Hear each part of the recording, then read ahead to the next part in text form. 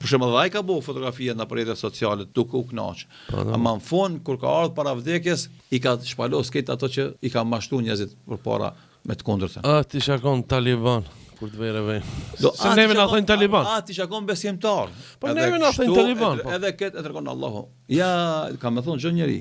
Ja lejteni, sikur të kisha dhënë, kisha kontribuar diçka për jetën time. Kështu është ajeti kuranor. Kur e thot këtë njeri masi ringjallet. E çka do thot se ajo ka qenë mashtrimi, cilin kanë jetuar njerëzit. Edhe kanë menduar se këtu është çdo gjë. Hame, pime, dëfrehemi, argëtohemi dhe këtu përfundon çdo gjë. Kur ka ardhur dita e ringjalljes, e shef se atje ka shku domethën bosh, pas një gjë, pas një kapital. Atëherë ka më thonë, ja lejteni qaddamtu li hayati, sikur të kisha kontribuar për jetën time. Cilën këtë tash që është jetu, atë edhe s'ka kur gjë. E shef se domethën gjithë ato ditë që i ka pasur në disponim, gjithë ato javë, ato muaj, ato vite, nuk i vlen, nuk i bëjnë dobi.